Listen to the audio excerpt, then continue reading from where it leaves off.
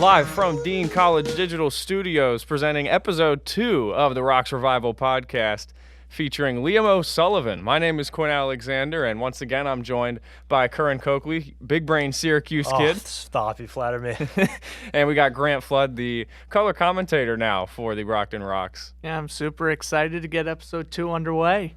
So Liam O'Sullivan joins us, a former player for this organization, a one-time New England knockout, but now part of the front office here in the Brockton Rox. And Liam, you're also from Massachusetts, a Massachusetts kid. So first of all, just thankful to have you alongside us, and thanks for joining us. Thanks for having me. Local kid, glad and happy to grow the brand. So hopefully we can continue to do that here. So just to start, Liam, obviously you're a former player. You've traveled the world playing baseball, and you've gotten to play in some really cool spots with some really cool people. But now you're in a front office role with the Brockton Rox. This is your first year in that role. What exactly is your title, and can you just walk me through some of the various things you do for us? Because to me, you're one of the most essential parts of our front office. I appreciate truly. that, Quinn. So like you said, I played for 10 years, now joining the front office. Heading into retirement, I didn't know exactly what I wanted to do, but I knew that I wanted to grow the game in this area. So I proposed the idea to our ownership group to bring in a director of community engagement, try to get the community involved again. From what I've seen over the past couple of years, there was a little bit neglect getting the brand out into the public and having a face out there. And so when I came in last year and saw, what we had going on here versus the places that I've played in the past and what we could do as an organization, I jumped all over that opportunity and hopefully continue to grow the community and baseball in the South Shore. How does it feel different? I know it's early, but just how does it feel different to you this year, just the following and the energy from the fan base as, compared to last year? Yeah, I think there's just more clarity, right? Like having 2 teams in the park last year was tough. People would show up. There's games every night, so they were showing up and they didn't know which game they were going to. They didn't know which level of play it was. So I think just letting people know that the historic brand that is the Brockton Rox is still here and relevant, and it's actually playing at a higher level than they're used to. And so hopefully when they come out to the park now, they see really, really talented guys out on the field who are hungry for the game and to grow.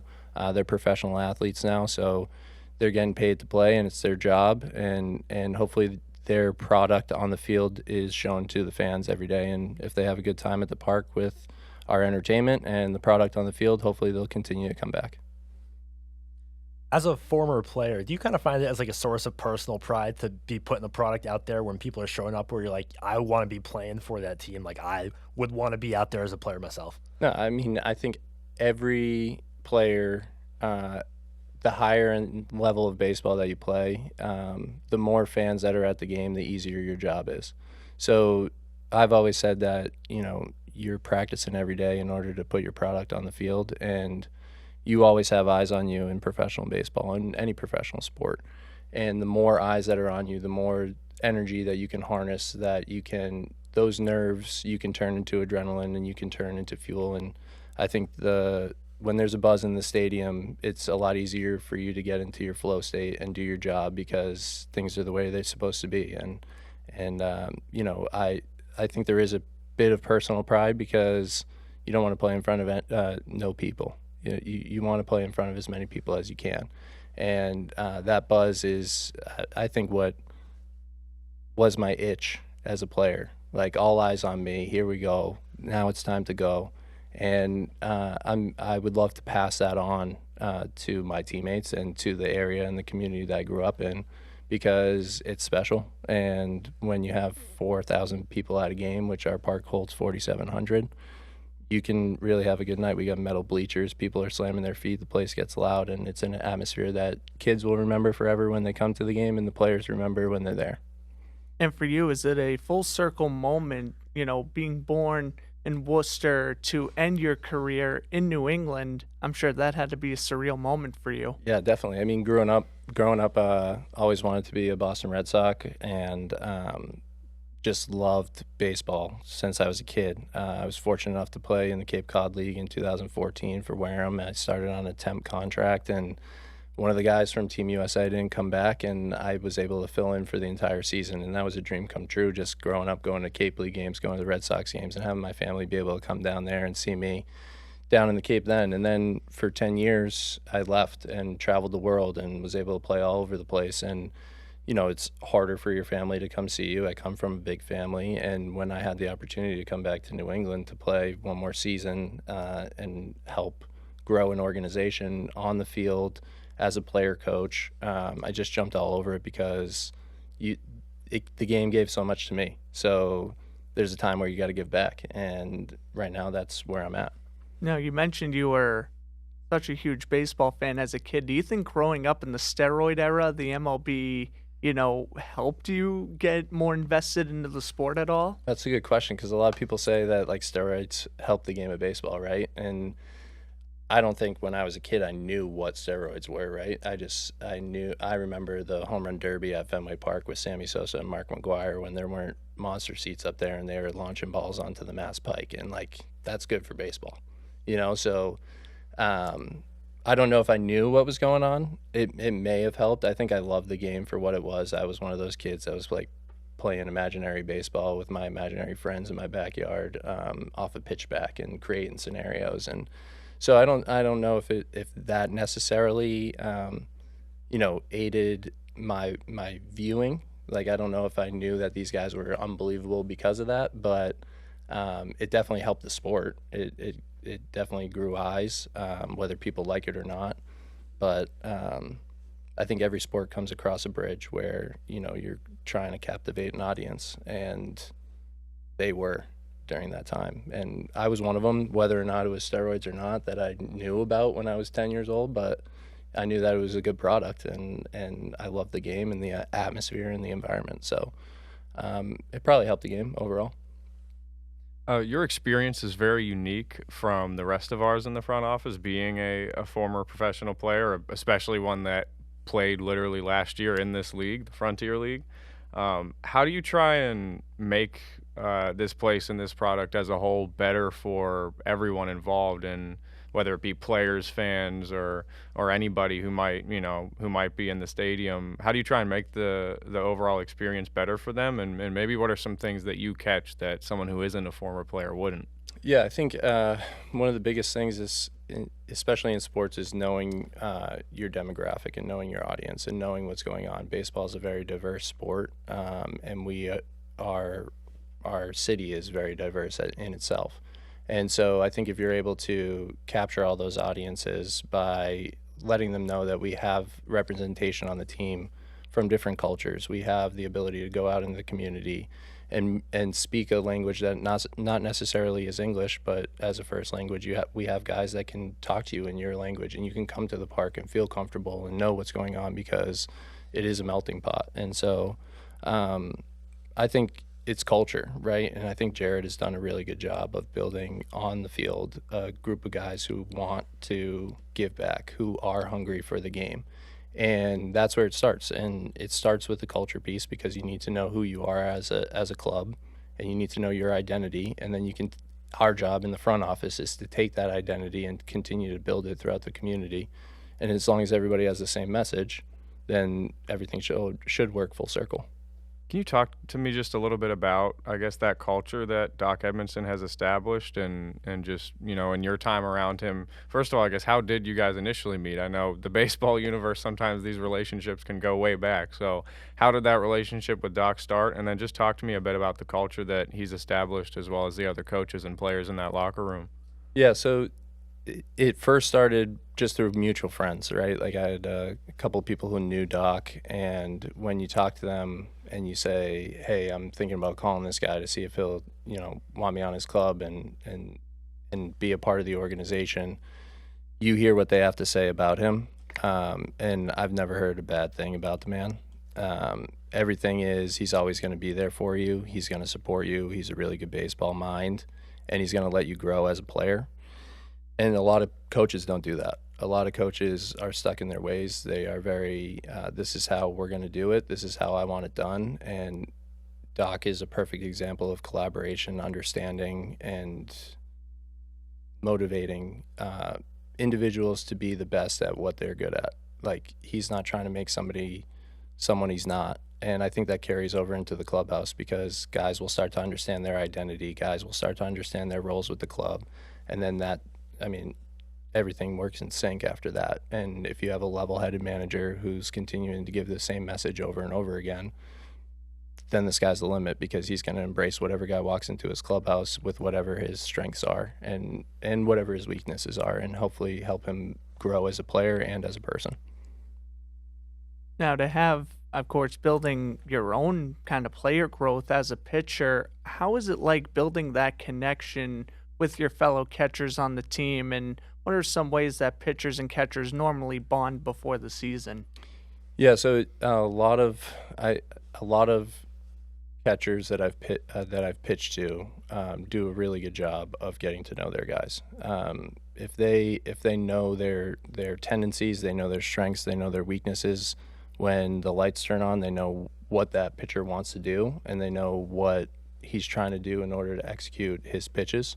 And again, every pitcher is different, so everybody has something that is their strength that needs to be maximized. And it's kind of like a caddy in golf, right? Like, you're standing on the mound and you're the one that's going to throw the pitch, and you're standing over your ball in golf, you're the one that's going to hit the shot. But to have somebody on your team and working with you through that makes your job a lot easier if you're on the same page. So it's a lot of just getting to know guys, going out to grab some food, or hanging out on the bus trips early in the season just to really learn about who they are as a person, what they like to do, where they've been successful in the past, and how do we do that continuing going in the future with our pitcher-catcher relationship. This is a team that's really lucky to have two great catchers in Derek Bender and Emmanuel Rosario. As a pitcher, what kind of confidence boost does it give you to know you have such a good guy behind the dish, especially in a tough spot, you're getting the jam, and you have that guy back there looking out for you? Yeah, I think, again, in any situation, it's kind of the same as any situation in life, like whether it's podcasting or pitching or, just doing your day-to-day job. The best of the best typically have a mentor or somebody to go to or someone to bounce their ideas off of to get confirmation on what they're thinking. And that's when you have a good catcher, that's really what you have to be 100% committed to the pitch that you're going to throw at the time, whether it's the right pitch or the wrong pitch. You have to throw that pitch to your best of your ability.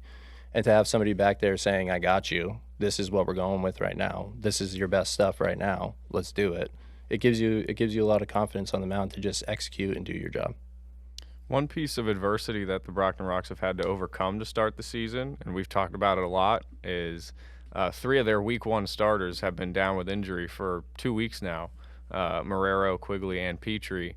Can you just talk to me a little bit about how, obviously we know at a simple level that when your starters aren't available to start, that's going to hurt your team, but can you just talk to me about the actual ways that it impacts the relievers who have to come in and start that are used to, who maybe haven't made a start in 2 or 3 years? How does that actually affect them?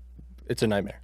It really is. And I think I over my career, I learned that early. I was always a starting pitcher, and I learned early that on my day I have an opportunity to reset something for the club. If I do my job really well, it gives us an opportunity to rest the guys that need rest. It gives the guys opportunity to recover, and it allows my team to kind of catch a rhythm. I didn't have the best stuff on all the teams that I played with. I was never really the number one starting pitcher, but what I did really well is I would go deep into games and I would give my team a chance to win.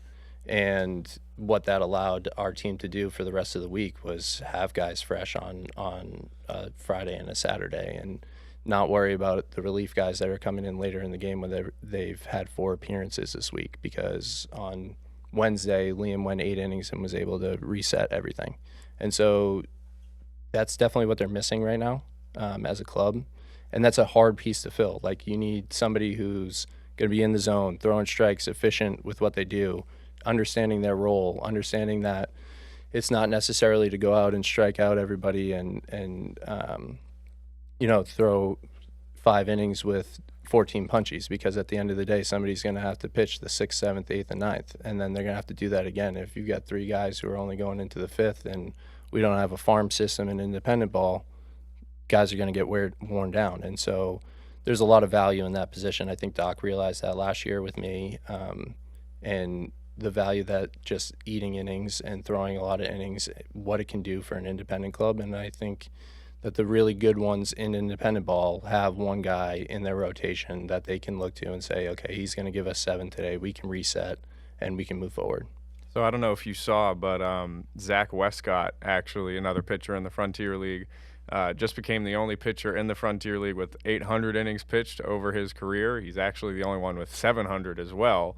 Although Liam, you've got quite a bit in that conversation as well. Just last season, you led the Frontier League in innings pitched, north of 30 as well, I might add. That makes it way tougher. And could you just talk to me a little bit about, that process? What is it like north of 30 having to throw that much? What's the recovery like?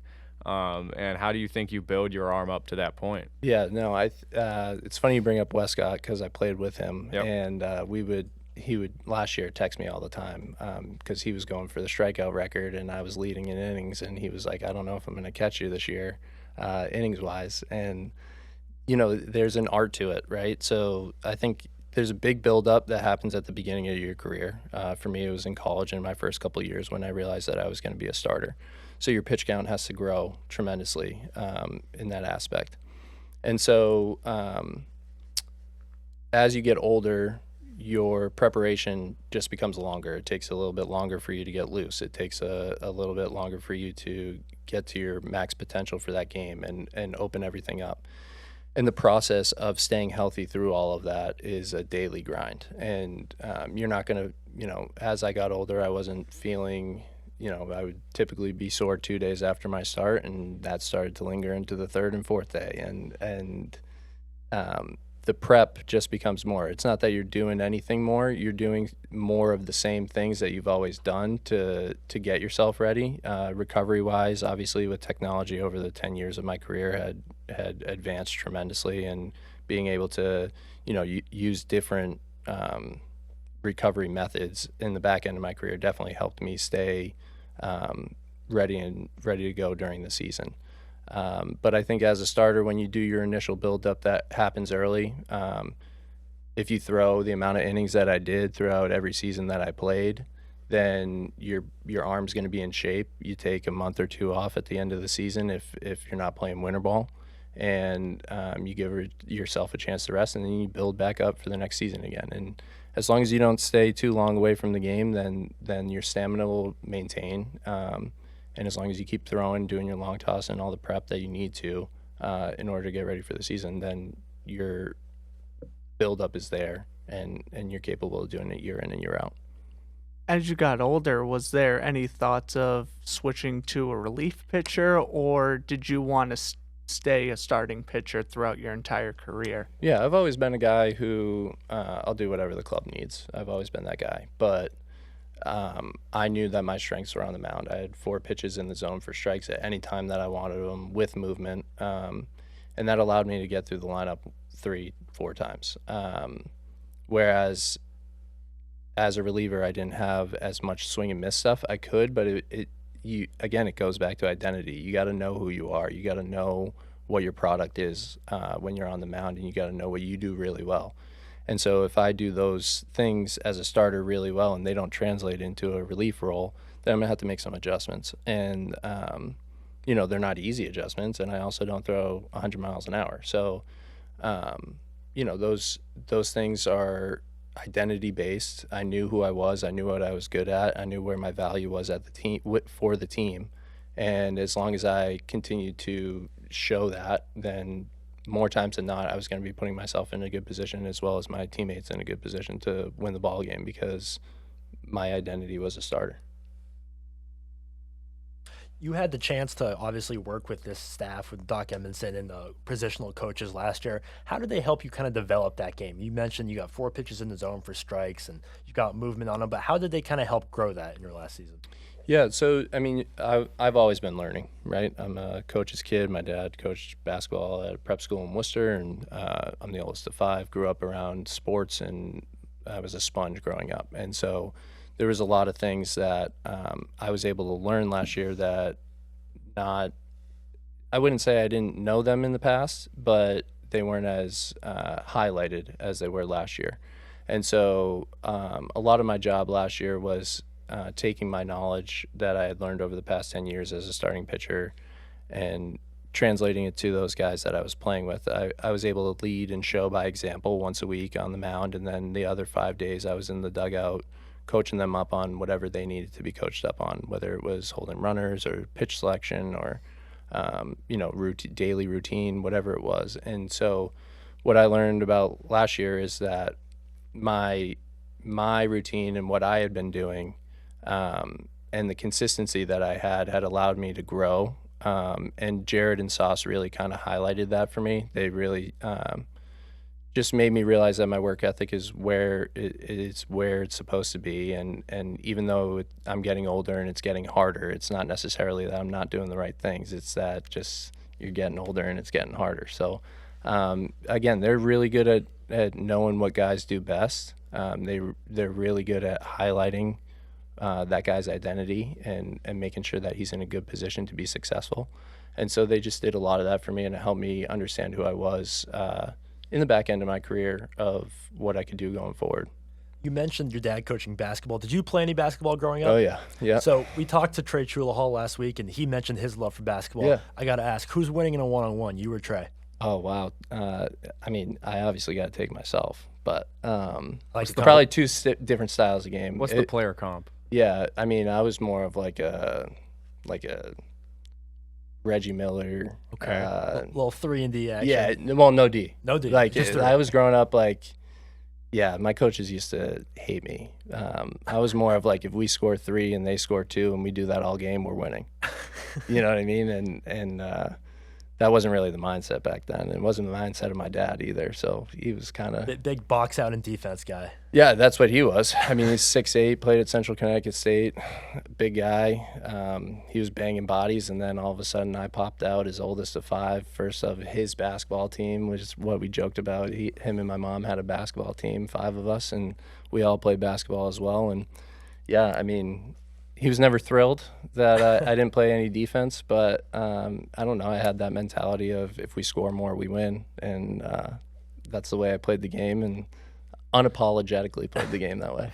He's tall and likes to shoot. For the Celtics fans out there, I'm going to go with a Sam Hauser There you go. comparison. There we Yeah, go. yeah. He plays way more defense than me, though. Any other sports you tried out besides baseball and basketball when you were younger? Yeah, I was a golfer as well. So I played golf, basketball, and baseball in high school. My first offer for college was golf. And then I loved baseball so much, and I was playing golf and basketball. Thought I was going to be a basketball player and play for my dad at his prep school, and then go on to play in college. Got a concussion my first game of my senior year, and really shifted my focus to baseball, and just kind of grasped that any knowledge that I could get from the game of baseball, I jumped all over it. I loved to learn about it, and that just kind of grew me as a player and a pitcher. There was a major mental advantage that I had on the mound, and that was just because I was a coach's son and learned not necessarily from him because he was a basketball coach, but every coach that I got that was baseball minded, I was just trying to soak up everything that they had. As a guy who is also a former baseball player and golfer, did you ever struggle with the dreaded baseball player slice off the tee? Oh, still do. Oh, yeah. Yeah, still do. But I always say that if you have one ball flight on the golf course, then you can play any golf course in the world. So if you know what your ball is going to do, and you know it's not going to be a slice and maybe it's just a little bit of a fade, then you can play any course in the world and you can still have some fun. I like that mentality. Yeah. There's some golf tips from Liam O'Sullivan for you. Let's get him in Yeah, there. I was a caddy too for a bunch of years, so Wow. if you need me to caddy around for you. Shifting gears a little bit here, one of the coolest places your baseball career has taken you is Australia. You played for the Melbourne Aces and the Brisbane Bandits of the Australian Baseball League. Could you just walk me through a little bit of what was that experience like? How does baseball out there differ from baseball here? And just what was that experience like? Yeah, incredible league. We played Thursday through Sunday. They basically would have us come out Monday through Wednesday, and they encourage us to travel around Australia. Whatever city we were in, we would go out that day, or on a Tuesday. We would get some light work in on a Tuesday, explore the cities that we were in, and then on Thursday we had games, Thursday, Friday, Saturday, Sunday. Incredible atmosphere, a lot of it reminds me a lot of European sports where they're singing during games and they're having a party and everything is a fiesta, and they their culture is just very different than ours in terms of everything is by the beach. Everybody is in really healthy, good shape, active lifestyles, and that kind of translate into the everyday night of their weekends, which was having a beer and having a party at a baseball game and going and enjoy it with their friends. So I think there's a lot of similarities in terms of the game itself. Like I think the level of play is very equivalent to I would say Frontier League, American Association, high A, maybe a little double A talent. But the experience down there was incredible. They treated me so well, and I had always wanted to go down there, and for it to be with baseball was honestly a blessing. You've also pitched in Victoria and a couple of other states across across the United States. What ballpark to you specifically stood out? Yeah, there's I played in Mexico too, and there's this place in Monterrey, and it has like 18,000 fans, and it's a beautiful ballpark, and it's up in the mountains, and they pack that place out every night. So overseas, that venue is as big league as it gets outside of the big leagues, and so they treated me fantastic while I was down in Mexico, and I got to see some really cool places, and that park was hands down the nicest that I played in my career. And then when it comes to the States, I used to play for the Somerset Patriots in Bridgewater, New Jersey. And before they were Double-A Yankees, they were in the Atlantic League. And that was my first experience in the Atlantic League. And we were getting 5,000 fans a game on a Tuesday through Thursday night. And just the atmosphere itself, they treated us tremendously. And it carried on and shows that they're Double-A affiliate with one of the best organizations in sports now. Have you thrown your final pitch as a professional baseball player? I think so, right? But again, I've always told you that I'm a big team guy. So if somebody's in a pinch, it's going to be tough for me to say no. But I haven't thrown a ball in probably like 6 months. So Well, I always love to say Dan Sauceville did not pitch in his 30s, but he pitched in his 20s and his 40s. It's an incredible stat. Pitching coach for the Brockton Rox, if you weren't aware. So what was it like whenever, that last game, whenever that final pitch was thrown? Kind of what was that feeling like for you? Were you ready for it to be over? I think I knew that, I knew I was on the back end of my career. I knew that I wanted to come pitch in New England, and I knew that I wanted to pitch in front of my family. The level of play that I went from to where I came to was a lower level of baseball. I was playing in the Atlantic League. I had options to play in the Atlantic League again. And I think not necessarily the last pitch I knew that was the one, but I had a feeling last year that it would be the back end of the season. I had my family come to a lot of starts, went on a good handful of road trips with me too to kind of just experience what I experienced. So, it's bittersweet, right? Like if I could pitch forever, I'd pitch forever. It's what I've been doing since I was a kid. I love it. And there's no better feeling than competing on the mound, and it's a one-on-one battle, and all eyes are on you, and the adrenaline's real. And if you don't control the adrenaline, then you're going to be all over the place. And there's so many different things in competition that you itch for when you're done with competition. And so I think for me, it's just going to be finding what that competitive edge is in the real world and in life. And right now, with my siblings, it's a little bit of golf here and there, and I'm getting more competitive than I used to on the golf course. But, I don't know if I necessarily knew it was my last pitch, but I had a feeling it was on the back end. And I knew that, I wanted to do things right on the way out. So playing in front of my family was a great experience. Kind of made it full circle for me. Start, really cool first experience of collegiate ball in the Cape League, and then coming right back down 30 minutes away to finish my career in Brockton was really nice. What do you think the velo is right now? Oof, I bet I could hit 80. That you're selling yourself too Yeah, short definitely. there. You're gonna hit 80. But I haven't thrown in 6 months. So, like, if you told me to pick up a ball right now, it would take me a couple throws to get to 80, but I bet I could get there. Trying to test the TrackMan out? Is that what we got going on?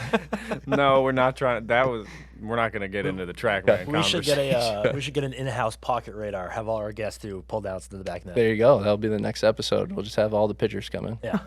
What's your advice for rookie pitchers coming into their first season of pro ball at any level, and especially when it comes to the common rookie tropes, whether it be control or walking guys or maybe giving up bad balls, whatever it may be? What is your advice to those guys on how to fix those issues and how to just get settled in?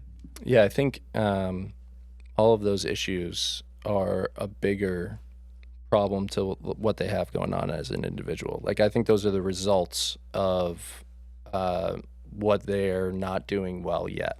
And I think what you need to know as a young pitcher is your identity, right? What we've learned in this game is that on the pitching side specifically, it's a very niche market. If you do one thing really, really, really well, that will be highlighted at the next level. And so if you know who you are as a pitcher, there's always going to be a spot for you because you know your identity and you know what you're good at. And knowing yourself and knowing what you're good at results in the numbers being where they need to be. And you're not walking guys because the confidence of your day in and day out and the repetitions that you're taking, doing the right thing and knowing what you're supposed to be doing and having a plan. By the time you get on the mound, all you're doing is what you did every day during the week. You're just doing that on a grander scale. And having that identity piece in your back pocket doesn't make you think so much on the mound. It allows you to be clear and allows you to know what you do well and what you don't do well and what you should do in that situation. And a lot of those end results that you had mentioned come from uncertainty, come from lack of confidence. And those things start before you even get on the mound in the game. And so my biggest advice for them would be know what your niche is, know what you're really good at, highlight that, continue to make that the best part of your game, and work on those other things and allow them to grow with you as you grow as a player. And whenever you see a rookie batter step into the box, whether it be someone you've seen before, maybe on film or Heater maybe on the hands. Heater on the hands. See if they can beat me. And if it's a righty, hopefully with enough movement where if they do get a barrel, it's fouled off into their own dugout. So I think technology's advanced a lot where you can get a lot of different reports. But for me, one of my jobs as a starting pitcher was establish tempo and establish the inside fastball. If you do those two things as a starter, then you're going to put your teammates that come in after you in a good position to be successful, and you're going to put your team in a good position to win the game. And so for me, it was if I saw a rookie or I had any doubt, I would throw a sinker on the hands. Liam, we're going to get to know you here. We're going to throw a bunch of questions at you. Some of them are going to be easy. Some of them might be tough. Give me your answer as quick as you can. Sure. And, we're going to get to know you a little bit better here. So, first one's first. Have you ever thrown a no-hitter at any level? No? Nope. Complete games, no hitters. I have a bunch of complete game shutouts too, but wasn't fortunate enough to get a no-hit. I gave up a lot of hits in my career. How close were you? I got to eighth inning a couple times. Most memorable one was in college when I got to the sixth against Florida State on opening weekend. That was I got a standing ovation from the visiting crowd for my performance as a sophomore. So those ones stick. Like when you've got an opposing team and you've got them where you want them, you remember those ones for sure. Do you look back at that fondly? Oh yeah, definitely. Awesome. Yeah, no, it was a cool experience, especially playing in Rhode Island. We were opening up on the road every single weekend with big time schools. They were one of the top ranked teams at the time, and as a sophomore, I was kind of just big lights, first appearance of the season, and just again knew who I was as a person, knew what I did well, and kept my team in the game. And I turn around and look up after 7 innings, and you've got a no hitter on your hands because you're just doing what you're doing, and that's how it goes usually. Was Jameis Winston part of that Florida He State was. University Yeah, team? he I was about was. to say, because you guys went to college at around Yep. the same time. That's hysterical. Yep. And that Absolutely. was pre-LASIK, Jameis. So he was out Yep. there just swinging and Oh praying yeah, when you were pitching. yeah. Well, so I only pitched against him once, and then he rested for game. He was a relief pitcher in game 3, So he came in and pitched that game. But it was cool to see. Everybody knew who he was. It was a fun environment for sure. It's pretty sick. All right, would you rather get a strikeout with a fastball or a curveball? Fastball every time. That was very fast. Yeah, fastball every time. There's no better feeling than knowing that the whole park knows a fastball's coming, the hitter knows a fastball's coming, you know a fastball's coming, and you just throw it by him. All right, we got to go back to this one because Trey's answer interested me. Is a hot dog a sandwich? It's a hot dog.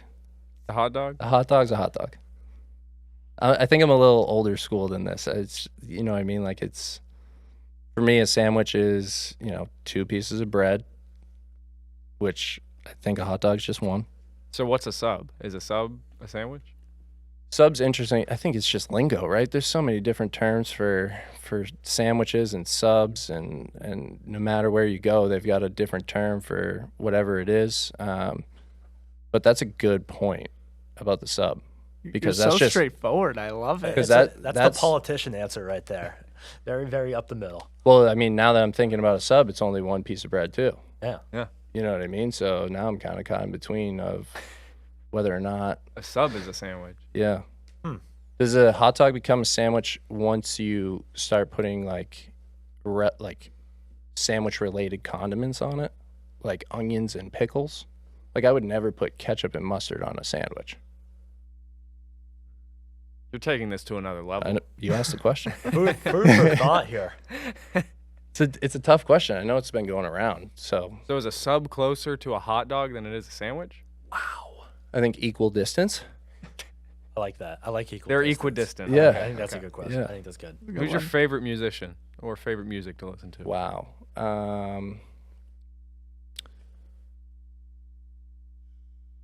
Lil Wayne. That's Lil Wayne. That's old school. Yeah, I have song? a 2006 Volvo S60 and it has a CD player, so like I have all his like Carter 5s in there, and that's usually what I've been listening to when like my radio doesn't work or something. Still a radio and CD guy? Yeah, well, I mean, yeah, I like the classics. 2006 Volvo, 280,000 miles on it. Still listening to CDs. If it works, it works. I mean, I'm probably due for an upgraded car soon. I know that's on the radar, but I'm gonna enjoy it while it lasts. What's a dream vacation spot? Or The beach. yeah. Yeah, you can find me by the beach for sure. Any sort of beach, any location? Preferably one without sharks and jellyfish, so There I you can go. jump in the water every once in a while. But no, I've been fortunate enough to see some incredible beaches in my travels, and I love them all. There's just some sort of peace and tranquility by the water, and you don't really find that in the everyday hustle bustle of life. Those Australian beaches are something else. Unbelievable. Oh my But God. you got to watch out for the jellyfish. You do. You You do know have to what watch I out for mean? Like, that's the jellyfish. tough part about out there is it's hot on the beach. I want to go swimming, but like, am I going to go swimming with one of the top predators in the ocean that could kill me and I can't even see him? And I've gotten just stung by jellyfish 4 times. That's insane. 4 separate times, yeah. Where are you swimming? Where the jellyfish are, I guess. Apparently. I don't know. Apparently. So to answer your question, Grant, any beach but the one that he's been going Yeah, to. stay away Fair from enough. Yeah. Stay away from me. on Stay away from vacation. those jellyfish. All right, I got LeBron or MJ. Wow, that's a good question. I would say LeBron just because I got to see him play. I didn't get to see MJ play, unfortunately. But from what my dad says, 2 totally different styles of basketball. And I think MJ did it in a shorter amount of time. So it makes the argument tough. I think they're 2 totally different players. I think Pick one. yeah. Pick one, Liam. All right, I'll say. What'd Trey say? LeBron. I'll say Michael Jordan. Causing that Yeah, controversy. stir the pot. Stir the pot. All right, Liam, I don't know how big of a hockey fan you are, but last night was game 1 of the Stanley Cup Finals. Who you got this season, Panthers or Oilers? Yeah, no, I watched that game too last night. It was a good one. And I think it's been a while since Canada's had a cup, and I don't know, the passion that they have up in Edmonton is kind of wild. Like that is what they bleed. They bleed that blue and orange. And, Absolutely. And so I wouldn't mind seeing them win a cup. But if the Panthers lose, that'd be 3 years in a row. Yep. Yeah. So. Well, no, Panthers won last year. Oh yeah. Okay. But this is their third year in a row in the Yeah, finals. third year in a row in Second the straight finals. against Edmonton. Grant, Okay. remind me how long it's been since a Canadian team has won Wait a minute. 1993, Wow. when the Montreal Canadiens beat the LA Kings. Wow. Thank you, Grant. That's longer than I thought. So then I'm gonna say long overdue, Edmonton in 6. Edmonton Okay. looked real good last night. They did. Leon Draisaitl with 2 goals. That was really exciting to watch. Good game. I wish it ended sooner though. I'm tired because of that. All If- right. I go got ahead. one more. Yep. If you could get lunch with any current MLB player, who would it be? Good question. That's a good one. Probably Shohei. Yeah,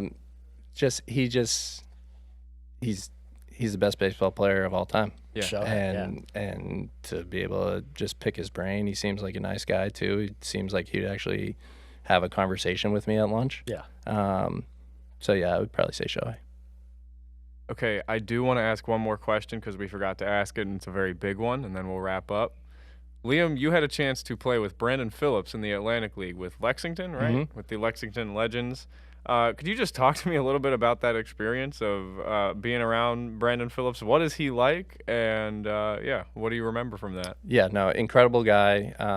That dude BP is an entertainer, and he knows how to put on a show. And every day that he showed up to the park with us, he was all business and he was all showman, and he handled himself the right way. And from what I've heard, he did that all throughout his career. And then when we'd step off the field, he was just one of those guys that made sure that everybody was all set, always taking care of people, making sure that we were having a nice night out in the city of Lexington, going into an off day. He showed that there's a possibility to be a kid at the big league level. You can still play the kid's game and play how you want and be fun and do all the flashy things and be really good at it. And if that's what your identity is, like I said earlier, then that's going to be highlighted. And for him, he knew who he was. He knew what he was really good at, and he played the game in a way that people hadn't seen before. And he played it unapologetically that way. And he was always entertaining. He was always himself. He always had a smile, and he was a really good teammate of mine. Was he actually as good of a fielder? Unbelievable, dude. Unbelievable. Like, Did you ever see him mess up in the infield? if he did, he was so smooth with the recovery that you couldn't even tell.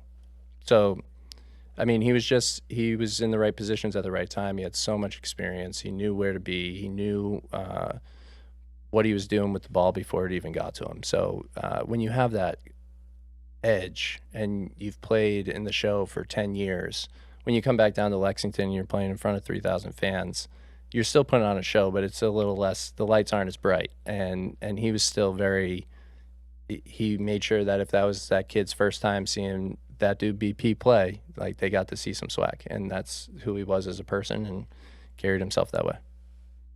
That dude had a magnet in his glove. Unbelievable. Oh my goodness. Unbelievable. And he could hit. Like, He could hit. there was multiple times he showed up half hour before the game, rolled out, leadoff homer. Like, just, he was that dude. He just, when you're God given and you know it, it's something special. And a lot of people, can use that platform for different things. And his was always to entertain. His was always to put a smile on somebody's face, and he genuinely enjoyed what he did. All right, I think it's going to wrap up our time here today. This has been a great episode 2 of the Rox Revival Podcast. Thank you so much, Liam, for joining Thanks us. for having me, guys. Definitely. All right, Coming on. We'll do it again. we'll see you guys next time.